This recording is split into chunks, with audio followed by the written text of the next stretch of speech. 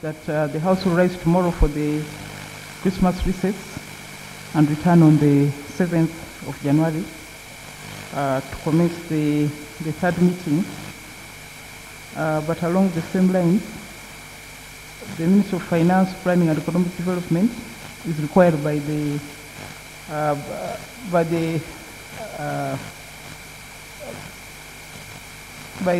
Public Finance Management Act to present the budget framework paper by the 31st of December 2019. Since we are breaking off tomorrow, the Minister should table the budget framework paper either today or at the latest tomorrow before the House goes on recess. And members, I'm also proposing that in view of the activities we have tomorrow afternoon, that we convene from 10 to 2 and see how what we can accomplish, and so that the afternoon is left for the members to organize for the staff party and the parliament. There will be a joint parliament and staff party, but it has a number of activities which require several hours. So I'm proposing that we sit at 10 and conclude at 2 tomorrow afternoon. On members, I was in Songora on Monday. I just want to remind the government, especially the Minister of Public Service, about the payment of the hard-to-reach, hard-to-stay areas. I know that we passed it here, we've talked about it several times, that when I reached there, I was told that that money is not being paid. On our members, Songora is really far. And if you go to the highlands, just getting to the top is a nightmare.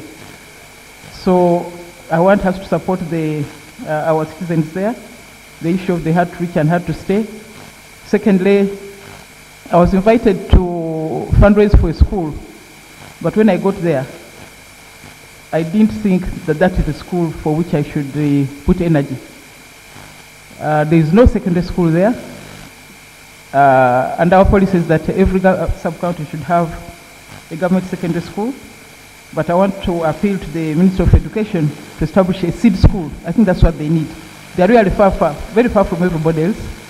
So I'm going to write to the President and also the Minister of Education, but I want the members of the sector to know that. I also found that the road, the tarmac road which is being done, is 63 kilometers, but the government is only going to do 12. So I don't know who is going to do the balance of that road. How can the government build half a road or a quarter of a road at 15 billion shillings? So it's something I'm also going to write to the President about and the Minister of Works, but I want our committee to take an interest in how that road was designed, because doing 12 kilometers of 63 does not help the population. So we need to, Committee of Infrastructure should follow it up to ensure that the needful is done. People, they need the road very, very badly. There are no taxis, there are no lorries, there are no buses. They are just there, you know. And these are Ugandans, and they need our support. So I look forward to the support from the members of Parliament on that issue. Yes, honourable members, yesterday we could not sit because we had gone to deal with a very serious issue in the economy of the Busoga region. That is the issue of the sugarcane, which, as you know, has no market internally and has no market externally. So yesterday we had a meeting and agreed that the government will establish a factory run by the indigenous people. Yes, in the same way they have supported the fruit factory in Soroti, the tea factories in Igara and Kanungu. So the government will also have to establish a factory for the indigenous people in the Busoga region. And the UDC will have to facilitate it. But I'm sure that the President will write, but I wanted them to know that that's now how we are going to move. Also, the smallholders will be supported to establish cottage industries because they absolutely have no market. Absolutely no market, and the economy is really not doing well. I want to confirm that we did not discuss the sugar bill. We only discussed the management of the sugar. We did not discuss the sugar bill. No, we did not. Thank you very much.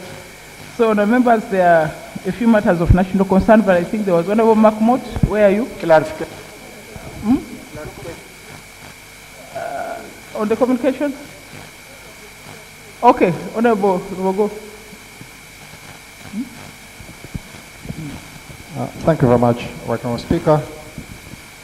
Right Honourable Speaker, I rise to appreciate the communication you have made in regard to the sugar industry and the resolution which was made to establish a factory run by the indigenous people in Busoga.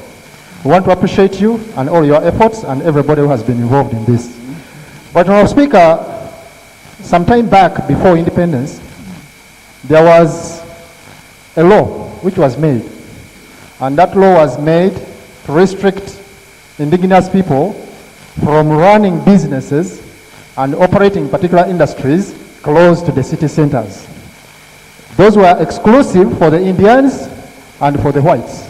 And blacks, the indigenous Ugandans, were actually sent far away, not to operate near those places. And this is the tendency which was actually coming in.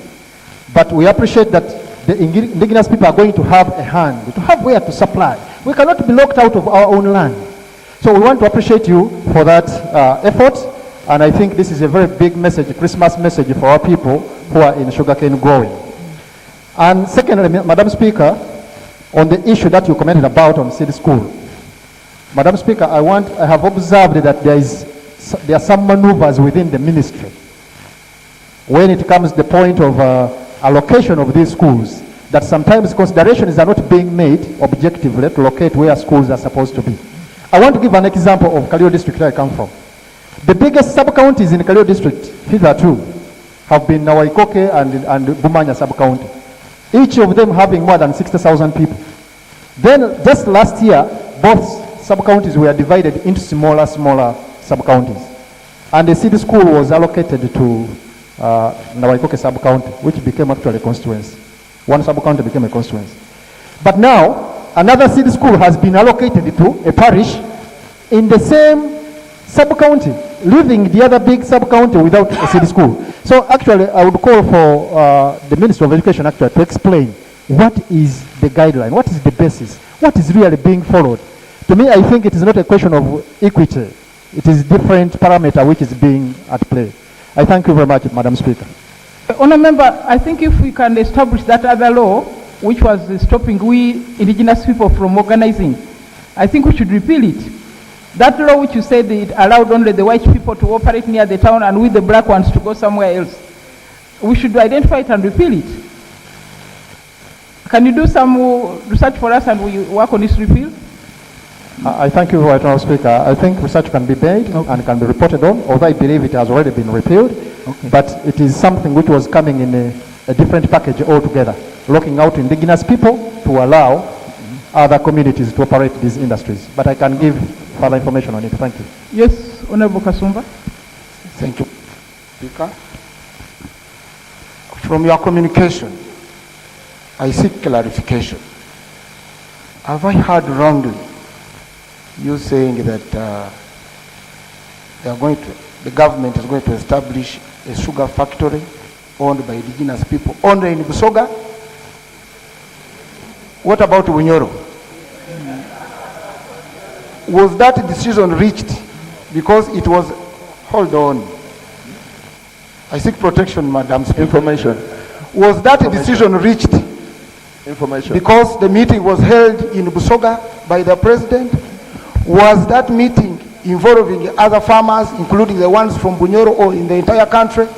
How did the government reach that decision? I beg clarification, Madam Speaker. Honourable members, I think you have been in this house and you have heard that the sugarcane farmers in Busoga cannot sell anywhere in the country. They cannot export. They have stuck with their product. So it was a question of resolving that issue. But if you are interested, you should also let the president know. Yes. Further clarification, yes. Madam Speaker. Madam Speaker. On sugar?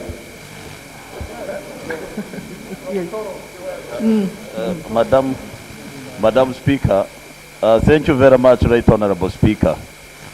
I still have a very good memory of the sugar issues across the country, because I was a chairperson of trade and I moved around the country with other members, we collected information.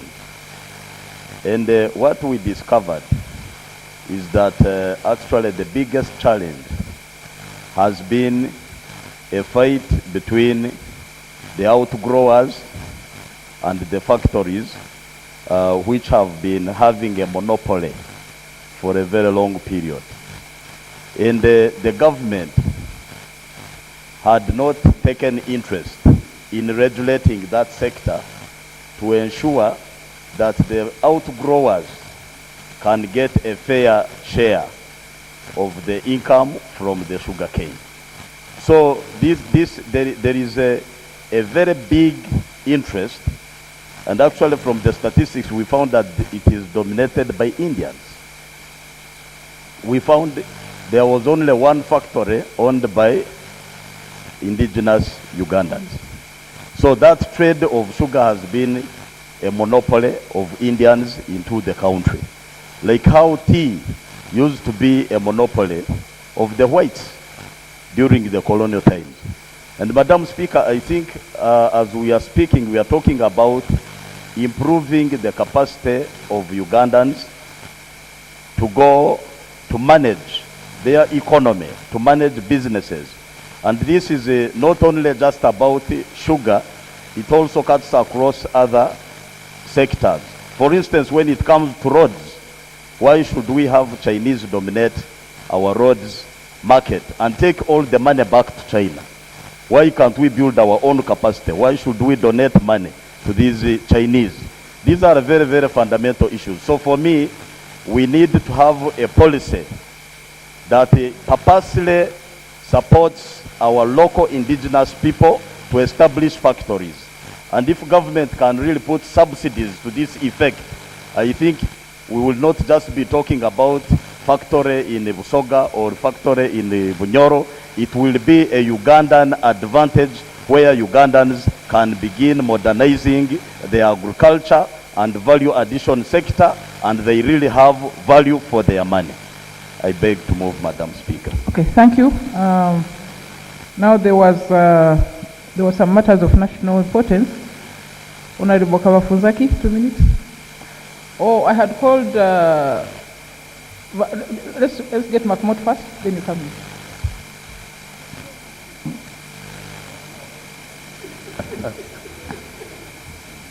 Thank you, the Right Honourable Speaker. Right Honourable Speaker, honourable colleagues, are moving under Sub-Rule 2 or Sub-Rule 2 of Rule 215, and we are giving an update on the progress of the investigation into the conduct of Honourable Francis Zake, MP, Mitiana Municipality, during and immediately after the meeting of the Committee of Education and Sports. As you may recall, on the 7th November 2019, the House tasked the Committee on the Rules, Privilege and Discipline to investigate the conduct of Honorable Francis Zake, MP, Mitiana Municipality. Honourable members, I think you are moving ahead of your time. Please wait. You wait, you'll hear what he's going to say. Please, take your seat. I allowed him to speak. Thank you, Honourable Speaker. A meeting of the Committee on Education and Sport that was held on the 6th November 2019. The committee was given 2 weeks to consider the matter. I rise to update the House on the progress of the proceeding of the committee on this matter. The committee was not able to start the work immediately because of the earlier commitments that had key witnesses away from Parliament in the first 2 weeks after the referral. The committee commenced work on the 2nd of December 2019 and has so far met all the witnesses, but has however experienced further delays. The initial meeting with Honorable Francis Zake did not take place as scheduled on the 4th of December 2019 because the work against the corruption on that day made it very difficult for many members and staff to access Parliament on time. The meeting was rescheduled to the 11th of December 2019. Honorable Francis Zake later wrote on the 6th of December 2019 to say he needed some information from the committee before he could attend the meeting. Information, together with a summons were delivered to Honorable Francis Zake on the 12th of December 2019 through his personal assistant in Parliament. This followed a fertile attempt to communicate to him that the information was ready for delivery on the 9th of December 2019. Honorable Zake responded to the summons and met the committee on the 16th of December 2019. However, he refused to testify, claiming that he needed more time to study the evidence against him. The committee gave him time until today, Wednesday, the 18th December 2019 at 10 a.m. when the meeting with him took place. The purpose of this, therefore, is to request the committee to be given more time to conclude on the assignment. Thank you, the Right Honourable Speaker. So, honourable members, the committee is requesting for time to complete the report and so that they can report in January. Is that okay? Okay, permission granted. No, Karafunzaki. Karafunzaki?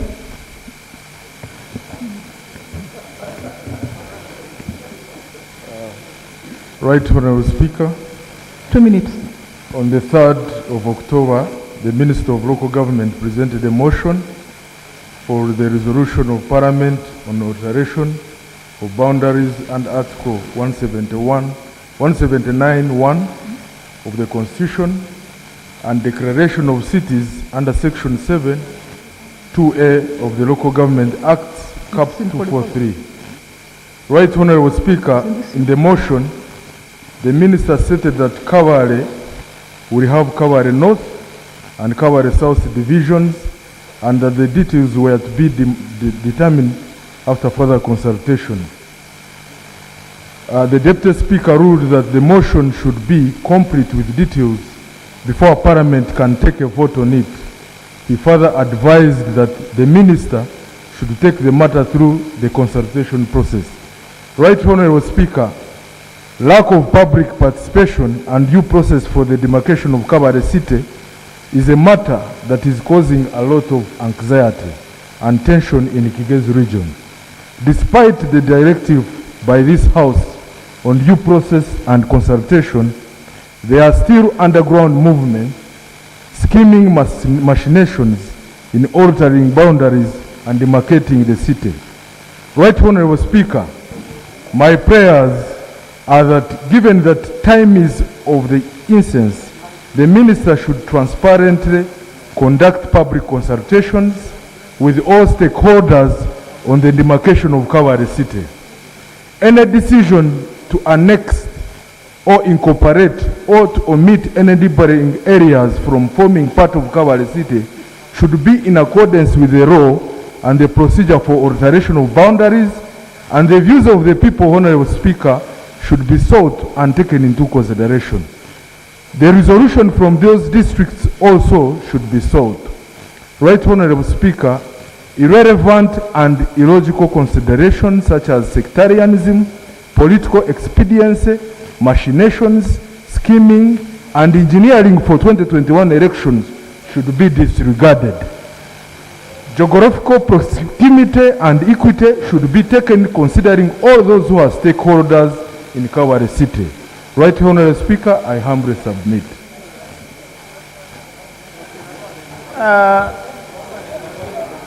Honourable members, I do note your concerns. Maybe I must inform you that by this morning I have received 6 petitions. Some from Rwanda district, some from Ruchiga, that's from Kabale itself.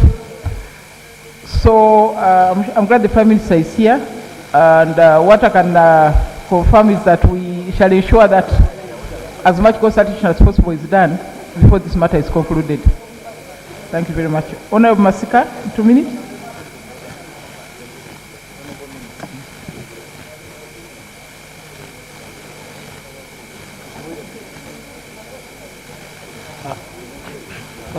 Thank you, Right Honourable Speaker. Order. Thank you, Right Honourable Speaker. I have the issue of national importance to raise. Last time, about 6 months ago, I raised here an issue concerning the fish molds in Uganda. This is good news or bad news to the people who are staying around the lake From that time when I raised the issue, nothing has been tackled about it. But the fish molds are being continued to be sent outside, and we have lost almost 150 million US dollars from the time when I mentioned up to now. You can ask me how do I know this? Because I benchmark. I'm answering your question. I benchmark, and the people, the investors who are doing this, they are doing without the knowledge of the government. They go and get fish for tilapia, and then they put it in their houses, and then the small fish comes out. Then on those fish, when it reaches a certain size, they insert a chip in every small fish, and then they return it to the lake. That small chip will be telling them the size of the fish, how it has grown, it has taken how many months, it is weighing how many kilograms. Moreover, they are staying in their own countries. So they make phone calls to tell the fishmongers or hunters to go for them. When they go, they can bring out almost 1,000 to 2,000, then they take away the fish mole. One fish mole in those countries, if it weighs like 1 kilo, they can make the products which can produce like 50,000 US dollars. Now you imagine, when you are losing 1,000 fish, tilapia, in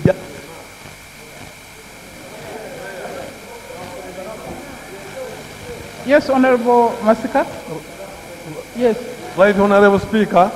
So, because I did this one in love of my country and my people, my prayers is that government should stop those people who are taking away fish molds. They should take it away when the government is counting them one by one, so that we can also have our tax. Otherwise, the money which people bring to us that they have donated us, an ambulance or something like this, it comes from us. We are supposed to be the ones to donate money to them, but now we are donating gold to them, and then they bring a smaller piece and they give it to us. Prayers. Yes. Order. So my prayers, government should critically stop. Order. They should stop, and our government itself has to make an organization or a department which looks after the fish, because fish can be extracted from our lake.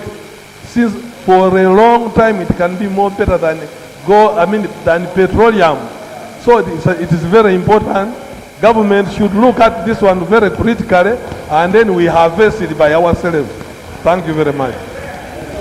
Now, Honour members, the issues raised by Honourable Masika are extremely serious and require investigation, but can we ask the Minister for Agriculture to come and give us a brief on that issue, a comprehensive report about the export of fish molds from Uganda as soon as we resume in the third meeting. Thank you. Honourable Bakelo, 2 minutes. Thank you, Right Honorable Speaker. I rise on a matter of very, very urgent national importance. On 15th December 2019, one clan called Palukere Paokoro, led by a retired UPDF Major Otim George, attacked a clan called Pale Pale. They burnt 166 huts with all the harvest, looted cattle, goats. As we speak now, there are some children who are yet unaccounted for. Displaced 416 people. They are currently staying in Palokere Primary School, currently in Atiak. They are in dire need and urgently for food items, blankets, tarpaulins, and anything that can help them. So my prayer is to OPM to urgently come to the rescue of these people. This is not a small number. Actually, ever since this incident happened, there is still no help that is coming, apart from the local collection that is actually going to them. This is my humble prayer. For Prime Minister, you've noted the issues from Mamuru. Please go to their rescue. And Christmas is coming. They may have nothing to sleep. If you could... Right Honourable Speaker, the concern of the Honourable Member has been noted. OPM will take immediate steps to assess the situation and do the needful.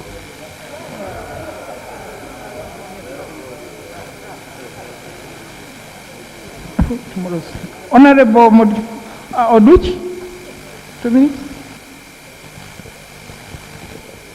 Thank you, Madam Speaker. I rise on a matter of national importance concerning the bridge between Kachumbala in Bukedea and Kakoro in Butembo district. Madam Speaker, some 3 weeks back, due to heavy rain, this bridge was washed away by the water, and it has become very difficult in terms of communication between Kachumbala and Butembo. To make matters worse, Kachumbala has one of the biggest markets in eastern Uganda. So you realize that our people from Butembo every Tuesday and Saturday have to cross the other side. It is very unfortunate that my people from Butembo cannot now access the Kachumbala market due to the bridge which was washed away by the water. I therefore thank you my colleague for giving way. You know, today I'm seated where good luck falls. The information I'm giving you is the market in Bukedea is not the biggest in eastern Uganda, but the biggest in eastern Central Africa. So we need that road, that bridge worked on as a matter of urgency, Madam Speaker. That information.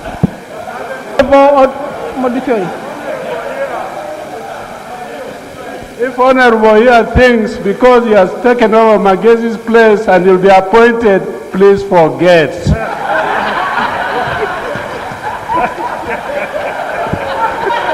I thank my colleague from Kachumbala for the information. Yeah, Madam Speaker, it is true. We have one of the biggest markets in Bukedea, particularly in Kachumbala. So it has become very difficult for my people to cross from Butembo to go to Kachumbala to access the service, what they want in the market.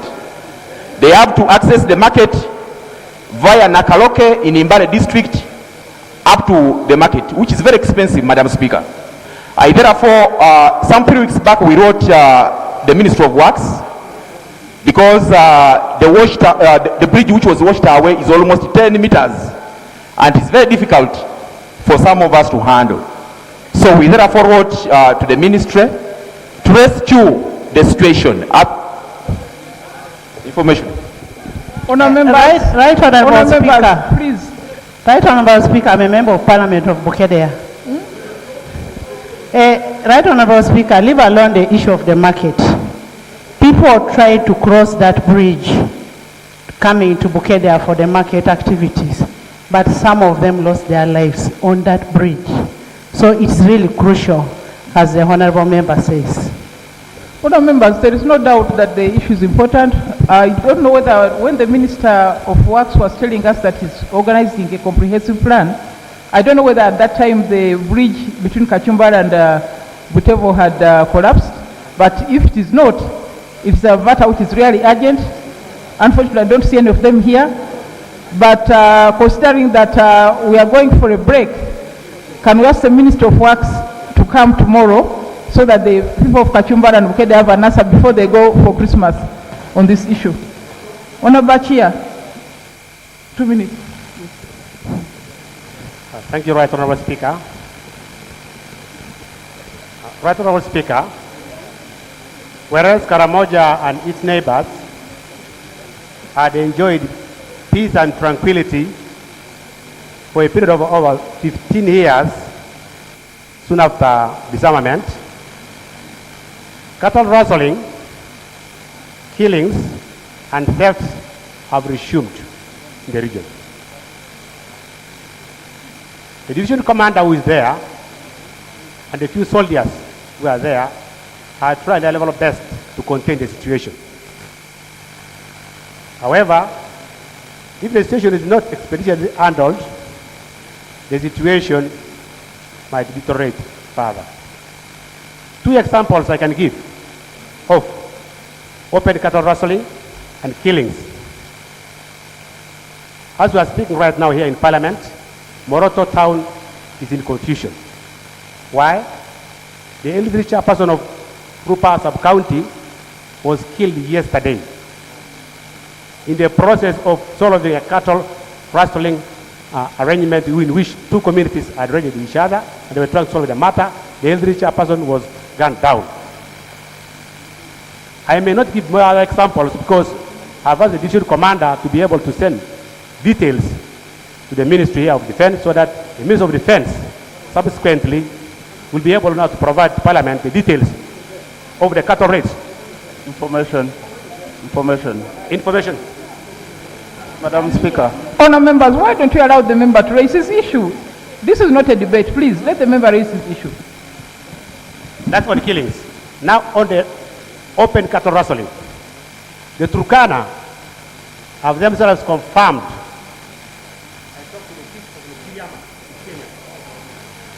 Hello? The press have confirmed 308 cows which came from Uganda to Kenya and they were ready to bring them back. So the Minister of Karamoja and maybe Minister of Defense should be able to intervene in this. My prayers. I request kindly that the Ministry of Defense prepares a statement which will be able to outline details of the cattle raids which have taken place, the cattle which have been recovered, the people who have been killed, and what course of action will be taken. And as we are waiting for that, an urgent need to deploy into all those areas of Karamoja is very necessary. So the Minister of Defense should do this expeditiously. And OPM has a program for peace. We also request them to be able to support the people there in the region and plus some other members, of Parliament, so that they go jointly to talk to the people. There are programs in the OPM. Thank you. Oh, that matter, I don't know whether it's what is called stock theft because that is under the Minister of Internal Affairs, or it is beyond the stock theft and has gone into murder. Honorable Kania? Madam Speaker, kindly, Madam Speaker, on this matter. On Friday... In Moroto? Yes, in Karamoja. Oh. On Friday, I was traveling to Kotido, and between Napak and Kotido, I was shot at. They shot my car 5 times. Yes. And the bullets, my car is down there with the holes, bullet holes. So the situation seems to be that the situation is actually escalating because previously we knew about cattle thefts and raids. But now the issue of road ambushes, shooting at even cars on the road seems to be resurfacing. I survived the death on that road just on Friday 13th, the other day, at about 9:40 p.m. And most interestingly, I was shot at from a distance of only about 500 meters from a detachment which is there. So that is a very serious matter. Yes, and it took me a stretch of 1 kilometer while the shooting was still going on. So there is need to attend to this problem. The Minister of Defense and then the Army Command needs to address this problem together with Minister of Internal Affairs. Thank you, Madam Speaker. Information from the Karamoja region? Okay, Honorable Member. Thank you so much, Madam Speaker. Madam Speaker, The issue the Honorable Member of Bokora has brought is a very critical issue now in Karamoja. It is not only within the Karamojans themselves, it is also extending to the border, the Turkana and the South Sudanese. So, what the Karamoja will need is a comprehensive report from the Defense Minister, and furthermore, to go down on the ground to deploy or investigate further, because the guns now are there. You're seeing what the Honorable Member for Palisa Kibale is saying. He was shot at just at a distance of 500 meters. So it means that the guns are now back in Karamoja, which this house would help the Karamojons so that we see to it that we don't go back to where we came from. We need really, Madam Speaker, that the Minister of Defense goes further to dig into this so that the Karamojons are rescued. What the Honorable Member of Parliament for Bokora was saying, the LC3 chairperson was shot at the detach, just within where even the UPDF, the LDUs were there. And we don't know who shot at the LC3 chairperson. Madam Speaker, the LC3 chairperson is the elder brother of Honorable Pulkol David. And it is on media that they are saying they are not going to bury the LC3 chairperson unless government gives a statement. So I felt, Madam Speaker, I would bring this out so that the August House knows what is happening in Karamoja. I thank you, Madam Speaker. Now, Minister of Internal Affairs, I know that they want the Minister of Defense, but somebody has touched you, and the Minister of Defense is not here. We need an assurance that the people in that area will have security over the Christmas holidays and beyond. But we thank God for 5 bullets. No, it's only God. I think we want to thank God for you. Yes, Honourable Minister. Yes, Right Honourable Speaker. It's true that in the few recent times, the level of insecurity in that area of our country, bordering Karamoja, parts of Sudan and Kenya, has deteriorated because of incursions from across the borders, but also criminal acts within. As a result, and for interim measures, the nature of these crimes is that they are committed by highly sophisticated people using military guns, guns which are generally used by the military. And because of the incursions from across, therefore the solution has been that we've had an inter-forces approach. In the immediate, the number of forces which are being deployed to contain the situation internally is being increased. The police and the supporting the other forces are being increased so that we can contain it in the immediate. But in the long run, it will involve more than that. It will involve even just deployment. It will need engagement of the governances on the side of Sudan and Kenya. So that is when we will have a comprehensive approach.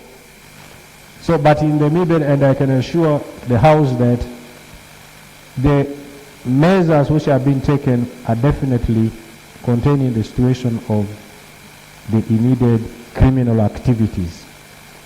The killing of this gentleman yesterday, the LC3 chairperson, yes, this man was shot by an LDU, and the LDU has been arrested. It's been handled as a criminal matter, and it's being done as such. Because of the reaction of the population following that killing, the forces have had to move in, and the situation is contained as of now. That's what I can say at the moment. Thank you. Can we also ask the Minister for Defense to come tomorrow and give a assurance about the future? The safety of the travelers? The Minister of Defense. That's okay. We'll combine and I'll let him be able to give that assurance. Thank you very much. Thank you. Honorable Ayaka? I can't say today, but probably by tomorrow. Honorable Ayaka, 2 minutes.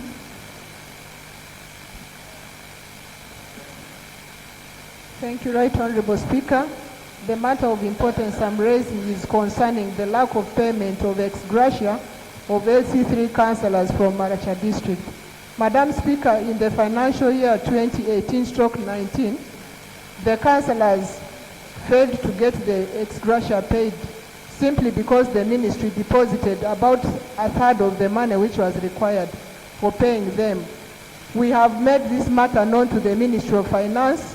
We have written to them. I have also made several visits to the ministry to make follow-up, including what the district has done. And nothing has happened up to today. And it is already 6 months past the beginning of the new financial year. And nothing has happened. The councillors feel that this matter is not being given the due attention it deserves. Therefore, I am requesting as a prayer that the Ministry of Finance should consider this as a serious matter and urgently pay the councillors their ex gratia. Thank you, Madam Speaker. Can we direct the Minister for Finance to come tomorrow and explain to the country when the ex gratia payments for the councillors, apparently I'm told not only Maracha, but there are others in the country, to explain to us tomorrow when they will be paid. Honorable Sevagara, 2 minutes.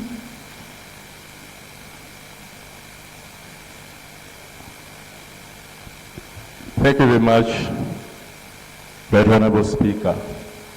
Right Honorable Speaker, sometime back, His Excellency the President offered land to host the regional offices for Afro-Exim Bank. And in October, advertisement was made for those who are willing to sell their land in Kampala. And 4 companies applied, Madam Speaker. Madam Speaker, the 4 companies that applied included Pine Investments, SGR, Imperial Real, and another one. Madam Speaker, the reason as to why I've raised this, there is now some officials are under pressure that this contract to be given to a certain company. Madam Speaker, the company that is being fronted is selling that land at $4 million per acre. And among the other companies that bidded, one is selling at 2.7. And they wanted land in upscale areas like Nakasero, Kololo, and Rugogo. So there's a lot of influence, Madam Speaker, that the land should be, the tender should be given to Pine Investment, and there is a conflict of interest. It is alleged that Pine Investment belongs to the Attorney General. So there's a lot of pressure that despite the fact that the other company was giving 2.7 million. Now they want the offer to be given to Pine Investment. And currently, Afri-Exim Bank is renting Orenzol Courts, which belongs to the Attorney General. So, Madam Speaker, we are likely to lose taxpayers' money. My humble prayers, Madam Speaker, the land which they are putting pressure that the government buys was part of Nakasero land. It is alleged, Madam Speaker, that that land was part of Nakasero Primary School land, and now it was taken under circumstances which are not clear, and now they are selling it back to the government at $4 million US dollars. Madam Speaker, I will request you to direct the Prime Minister to intervene because there is a lot of pressure going on that the land should be, the contract should be awarded to Pine Investment, where the Attorney General is also a director in that company. Thank you, Madam Speaker. Fortunately, the Prime Minister is here. That's a serious allegation. If it is true that, the land which is being sold is actually government land, now being sold to the government at an exorbitant price, and possibly involving a member of your cabinet, Onofre Exim.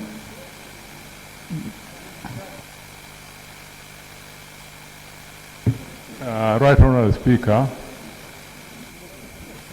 this allegation from one of our colleagues needs to be investigated, and the government is going to investigate it. And yes, and I propose that in the course of next week, if we are not sitting, of course, next week, after Christmas, government will give a preliminary report on this matter. But of course, we take the allegations being made very, very seriously, especially on the ownership of the land and possible anomalies in the process of acquisition of the land. So, Prime Minister, can we undertake that nothing will happen until you come back to this house? That the government will not be forced to buy that land before you come back to this house on that issue?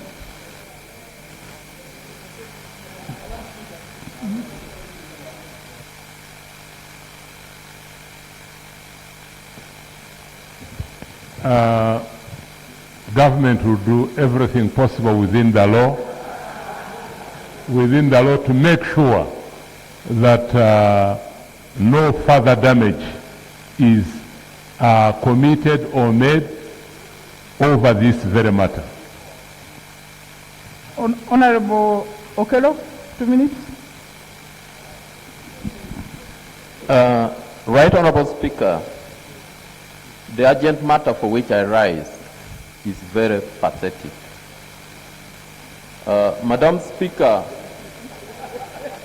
yesterday at about 11 a.m., 4 UPDF soldiers in uniform and armed passed through Achanokon village in Otaonchien Parish, Abeja sub-county, in a Amurata district en route to one of the landing sites called Gare. Madam Speaker, as fate may have it, one of the soldiers remained behind and came across a young girl, 16 years old, in S1 in Aguirre Girls Secondary School, grabbed the girl and gave 3 conditions. 1, for the girl to consent for rape. 2, that he would grab the girl and take for group raping. And 3, that he would shoot the girl. Madam Speaker, the girl was forced on the ground and the gun laid across her neck. And unfortunately, this girl was raped. The matter was reported to CPS Amolata, the reference number SB 26/17/12/2019. Madam Speaker, allow me thank the RDC of Amolata for arranging these soldiers for a parade and Yes, 1 minute complete. yes, Right Honorable Speaker, and the culprit was identified. Madam Speaker, I thought UPDF was founded on a good principle of discipline. I am wondering, Madam Speaker, how they will ensure peace and security if some characters in the UPDF are the ones who are at the forefront of abusing the peace and security. And I'm wondering how government will ensure sanity is actualized in areas where UPDF Fisheries Protection Force is working especially to avoid abuse of community rights. Madam Speaker, I beg to submit. Honourable members, the issues of the misconduct of the UPDF in many areas of Uganda have been raised on this floor many times. But it seems that it's not a matter taken seriously and continues. Prime Minister, what do? We have been on this floor many times on the conduct of the UPDF, beating the fishermen, drowning them, selling boat engines, selling the fish.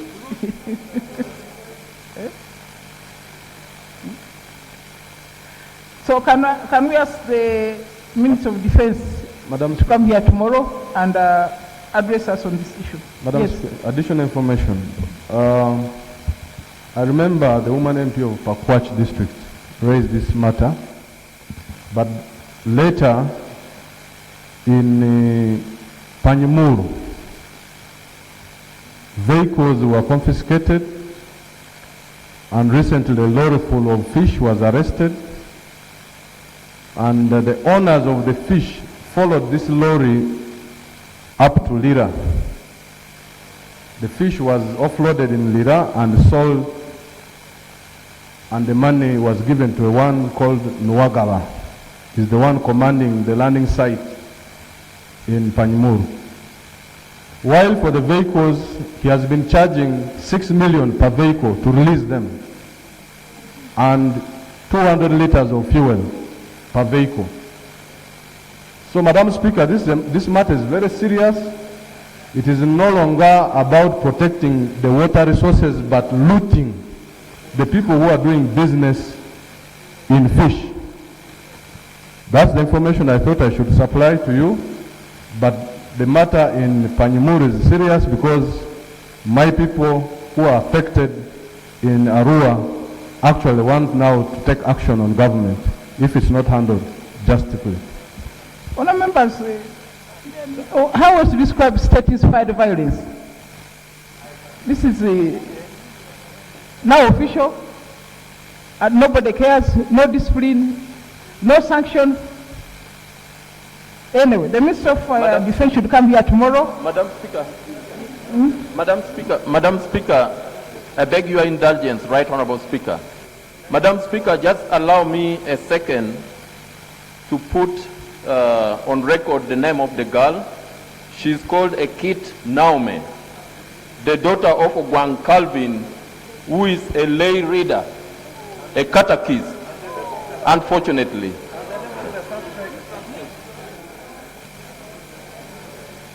The Prime Minister.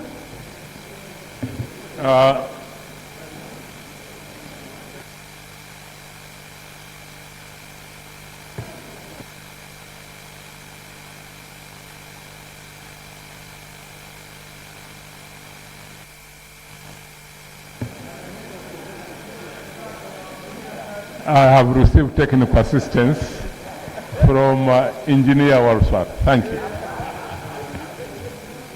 This is positive support that we always require, instead of some negative forces trying to... Anyway, Right Honourable Speaker, the point I want to make is one.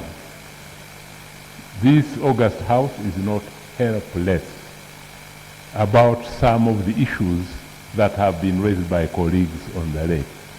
First of all, the soldiers of UPDF who are on the lake in general have done very good work to ensure that the fish industry recovers in our country.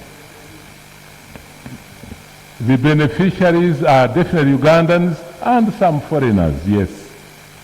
But His Excellency the President has actually given instructions on this matter. One, to ensure that the soldiers strictly focus and remain on their mandate, and number two, that acts of indiscipline or misbehavior are punished.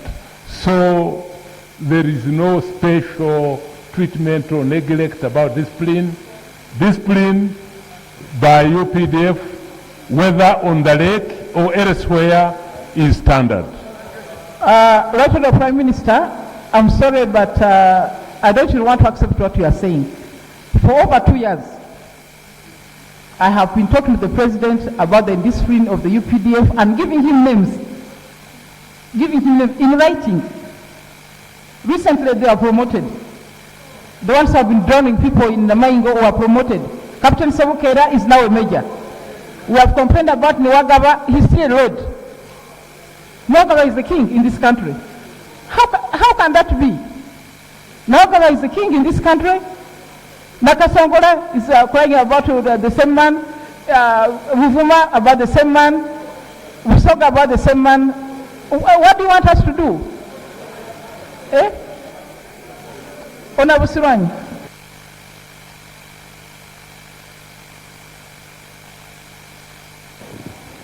Thank you, Right Honorable Speaker. Right Honorable Speaker, I happen to come from my constituency has a lake surrounding it, Right Honorable Speaker. Right Honorable Speaker, the indiscipline and the extortion that the soldiers are using is shaming. For you to get a vehicle that they have, their vehicles we have pleaded for the last 2 years, they ask for between 12 million to 16 million for you to get back a vehicle that was caught with fish. These people are beating people. They are making themselves so rich by extorting money directly from poor Ugandans. Right Honorable Speaker, as a parliament, we need to stand on our feet and take a decision so that we conclude this matter once and for all. Because there is no way, Right Honorable Speaker, Ugandans can continue suffering like this in the hands of these UPDF soldiers. And that one Nwagaba, Right Honorable Speaker, he tells people that when you call him and tells people that you tell the MPs to report me where they can. That's what he says. Who are the MPs? Who is the Speaker of Parliament? That is the one Nwagaba. That is what he asks. And Right Honorable Speaker, we have complained several times. Nothing is done on this one Nwagaba. That's the information I wanted to give the House. Additional information? Honorable Jegere,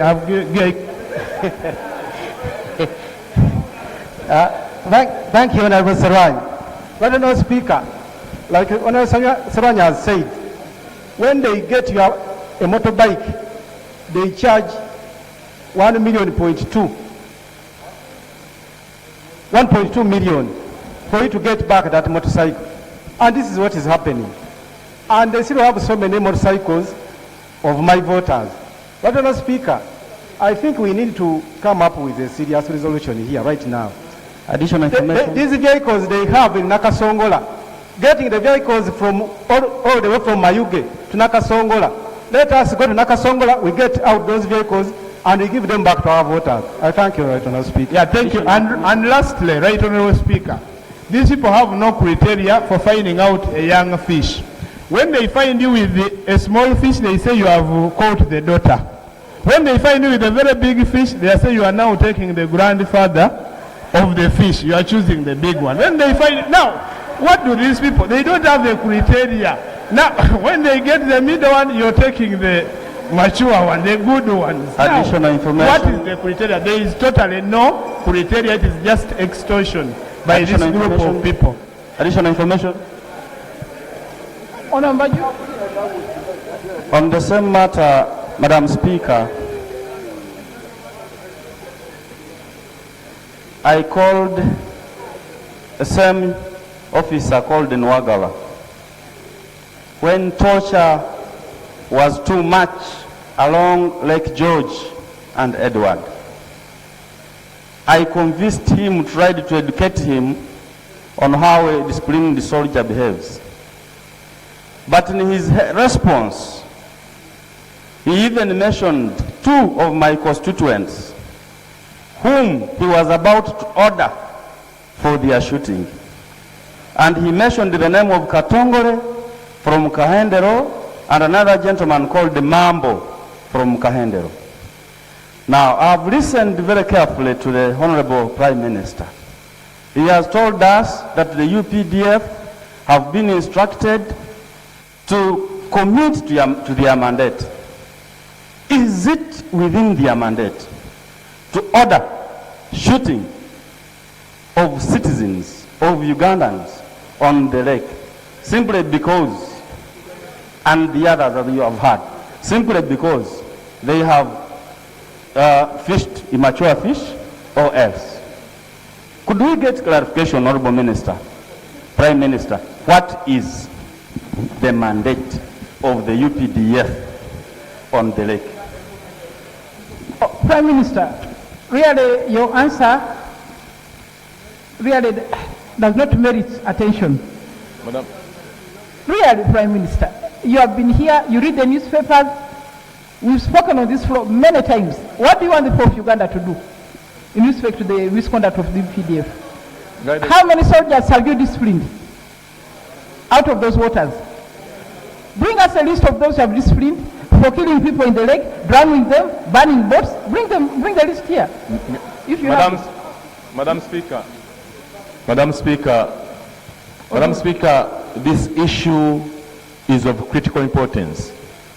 We are talking about an industry that employs many Ugandans. And what beats my understanding, Madam Speaker, that whenever they are talking about what the UPDF has done, they are praising them, that they have done a great work, and now we are having many altogether. Madam Speaker, I will request, because you have done your role, you have always been there for our brothers and sisters in the fishing industry. Parliament has recommended, we have made a lot of recommendations, Madam Speaker, and given the fact that the Prime Minister is living on another island where these sufferings are not really of his great concern, of the government's great concern, because you have written to the President, you have talked to him, he's the Commander-in-Chief, and nothing has been done. Recently, last week, we saw a very, very, very bad scenario when Honorable General Mwini was almost directing General Angina as a kid. That is the arrogance at which the army had. General Angina. All of them are general. But the way how General Tumwine was really attacking General Angina was like, Madam Speaker, it is terrible. Now from fishmongers, now to the general themselves. Information. So, Honorable Odur. Thank you very much, Madam Speaker. Order. Madam Speaker, order.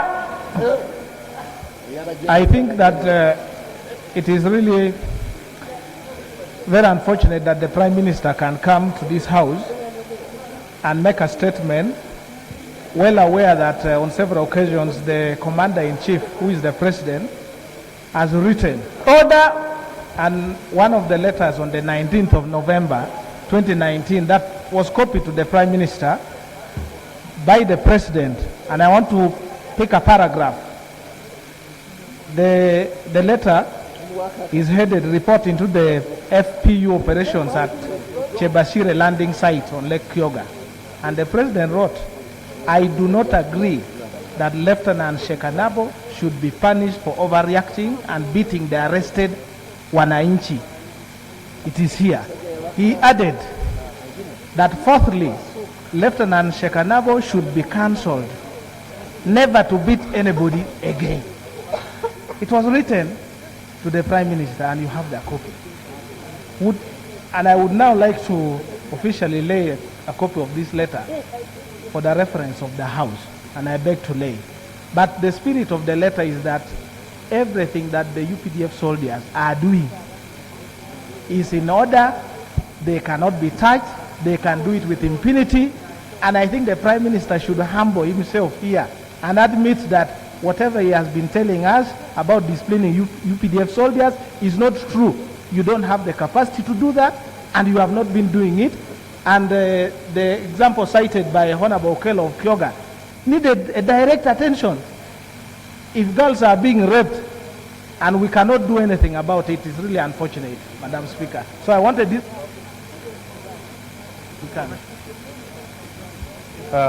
Madam Speaker, the information I would like to give this House is that it's not the first time the UPDF is being implicated in things like this. In Central Africa, we had a report by the Human Rights Watch that the UPDF has prioritized sexual assault of girls in those countries. And the same thing happened in Somalia. We had a report that the UPDF is assaulting Somali girls. So the trajectory that we have a professional army must begin to be questioned. I think this House must intervene to check the behavior of the UPDF, to explore if we have sexual harassment policies within the UPDF so that we can recommend solutions that reflect well on this country. Thank you. Madam Speaker. We do about this because we have talked and talked and talked. Madam Speaker, I have a proposal. Madam Speaker, I don't know the procedure that can be followed for all members of parliament who come from areas surrounding lakes or rivers, the possibility of us withdrawing from this house until this is resolved for us. Because we are useless here. If we can bring all these matters and nothing is done, what is our use here? We cannot protect our people. We cannot say we are useless to our people. And because of that, I seek your indulgence on this, the possibility of MPs from these surrounding areas to withdraw from this parliament. Madam Speaker. In the meantime, Madam Speaker, information. Madam Speaker.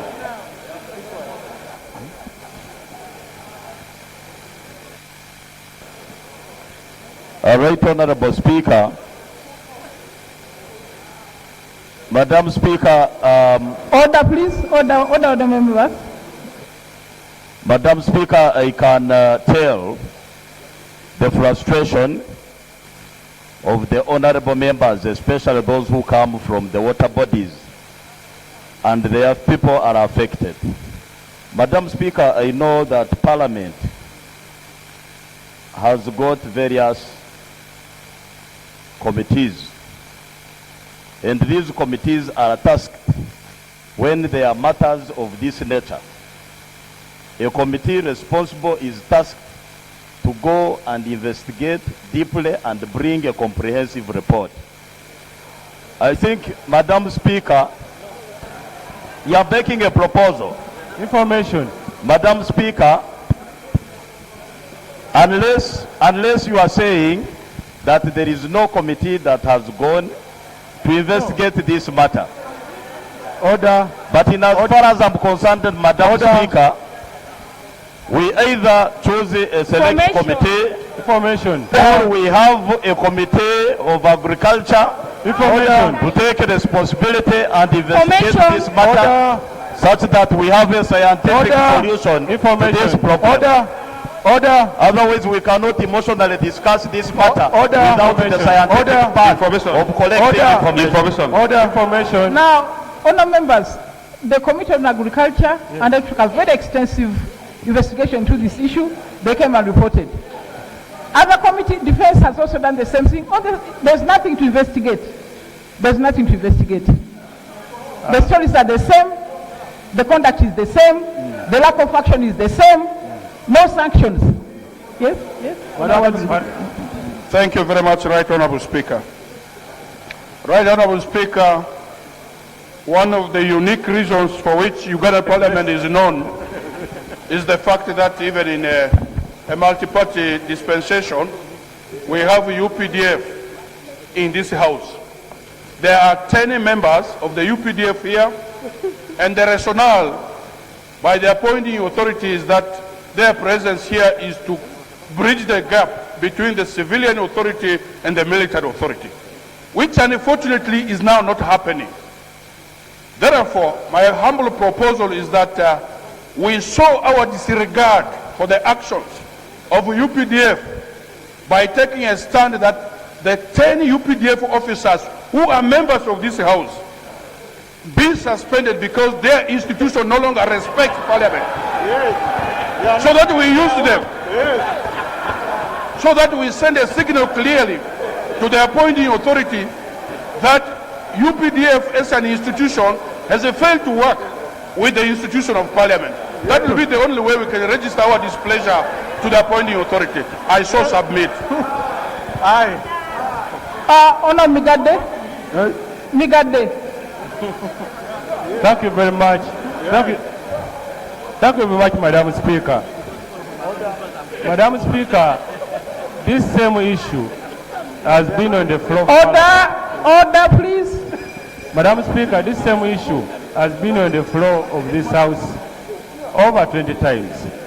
At one time, you even suspended the House. Order. You even suspended the House because of this same issue. As members from the fishing community, we have met the President twice over the same issue. We also met you, Madam Speaker, and you summoned the meeting in your office with the Commandant Marine, the Minister of Defense. The President, when he was delivering his State of the Nation address, he made it very clear that he has got information that the UPDF is misbehaving in one or the other. But he said, what do you expect them to do? This is not their mandate. This is not their profession. So, Madam Speaker, what I'm wondering is, what is the role of this parliament? Because there's a report of the Committee on Agriculture. It has recommendations very clear with evidence. And we'll continue to talk about this issue. Now, let Parliament stand on its feet. Where is our feet? If we can't really come, if we can't stand up on this, which I think actually is a small issue. What is happening, Madam Speaker, in our areas? Now it is common knowledge. Every engine, you pay 300,000. They get 10 engines, you pay 3 million, you take them back. Next month, you pay another 3 million. It's just like a business. Therefore, where do we report? We have gone to the President, we have gone to Parliament, we have gone to the Speaker. Where else do we report? That is now our issue. Yes, information. Madam Speaker. Can you make proposals? Yes, I'm coming. Yes. Information, Madam Speaker. Yes. Let's hear from the man of the islands. Madam Speaker. Madam Speaker. Madam Speaker. Order, members. Madam Speaker, I wanted to, through you. Order, please. Madam Speaker, through you, I wanted to address my issues through you to the Prime Minister of Uganda. Madam Speaker, last week, one member of Parliament told me that Abbott goes low because I made a certain measure, and he told me that you are reporting them ever to Parliament and that they are going to do all possible ways in the waters to make sure that you don't come to the next Parliament. I told him, with me, I'm working for my people. The issue is, even as we talk now, my brother Honorable Mugad is asking, what is the role of this Parliament? I know from here, people are going to be tortured more.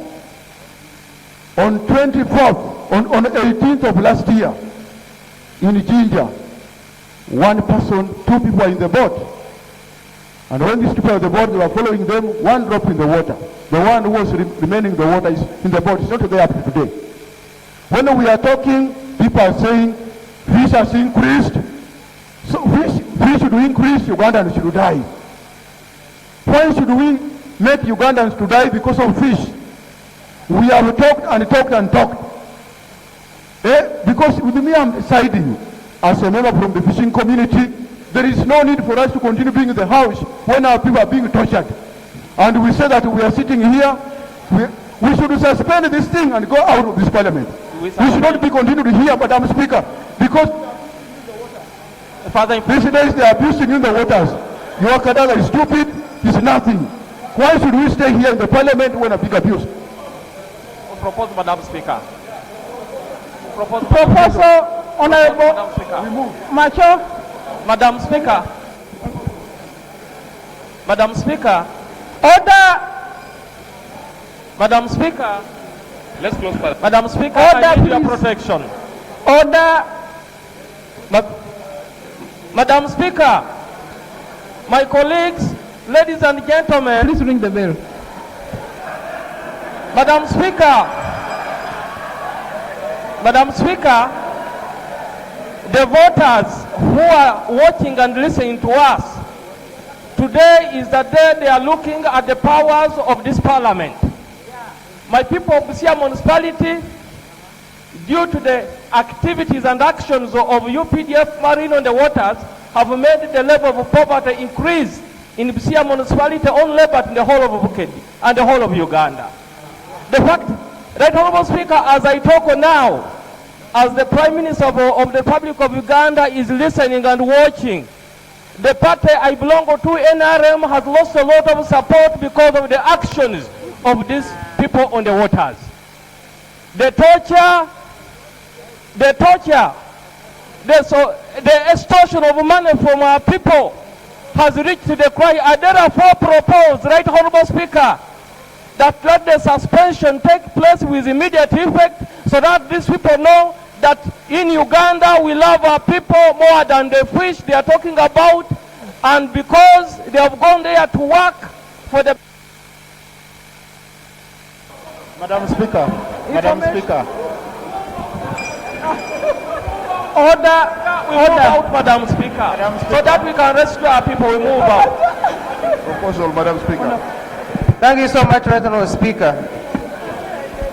Right Honourable Speaker, I have patiently listened, but while I listened to my colleagues, members of Parliament, I also watched the Prime Minister. You look at his demeanour and you say he's also helpless. Now that the Prime Minister is also can't do much, that we have got reports, we have made recommendations, and we have been ignored.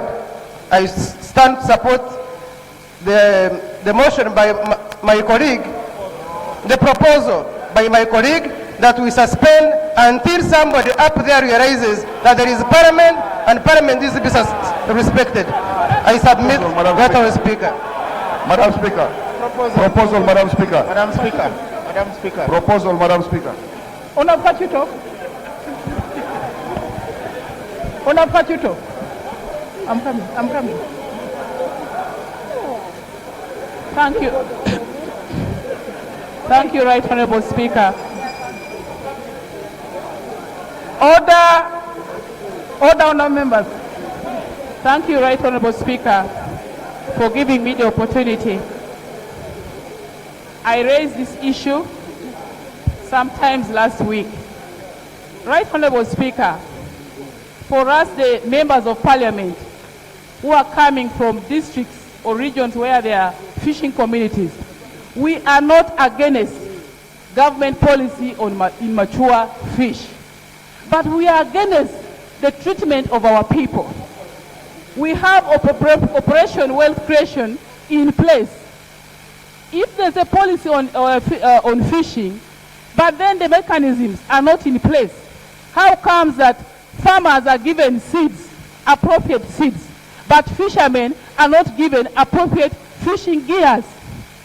Before the government can think of beating our people, raping our girls, confiscating or looting what the traders who are borrowing this money from markets along the road, they are looting our people, they should put alternatives. They should give alternatives to our people to survive in this country. So my proposal is that we the members of Parliament from the fishing communities should together go with government officials to our people to explain, and then we should have in the budget well appropriated for fishing gears, the right sizes of fish nets, the right sizes of boats. Let the government give us a starting point for our people to start. Proposal, Madam Speaker. Thank you. Proposal. Ayepa. Yeah, thank you, Madam Speaker. Madam Speaker, to bring discipline to the UPDF does not require punishing the entire UPDF. There are people that we already know. There are common names. There are common names that we are already talking about. This notorious man of the fish that has been punishing people and taking the money from the people. The one who has just raped the lady from Amolatar. Order. Order, Madam Speaker. Order. Order, Madam Speaker. And the ones that have just been investigated by the different committees of parliament. Why don't we compile this list and task the minister and government to punish them and report and tell us how they are punished them? That is one. Because really, it is not also right for me that we say all the entire UPDF are bad. There are individuals in the UPDF that must be punished. Order. Thank you. Order. Order. Makmot and then Kakoza. Thank you, the Right Honourable Speaker. The Right Honourable Speaker, I have heard the concern and the frustration of my colleagues with respect to what is happening. I have also listened carefully to concerns that these issues have been raised over and again and have not been dealt with. Madam Speaker, I want to agree with my colleague that there are rules with respect to suspension of members. So, and I think the due process would demand that these members, before they are suspended, they are given a chance to be heard. So my proposal is that if there is need to do that suspension, probably it is important to bring these representatives, all the people who are concerned, before the committee, before this decision is taken. That the suspects are brought before the committee, and if members are to be suspended, they need to be given a fair hearing, and that can be done within the committee. Thank you. Order. Now, honour members, I think it is clear that this House is dissatisfied with the violation of human rights meted at the people of Uganda by the Uganda Defence Forces. This House is dissatisfied by the lack of action by the government, despite resolutions, despite reports, despite meetings. So on that note, I suspend this House, and the Minister of Defense is required to be here tomorrow at 10. We shall not do any other business until he has given an explanation about what is happening. So the House adjourned to tomorrow at 10. If the Minister of Defense doesn't come, no work.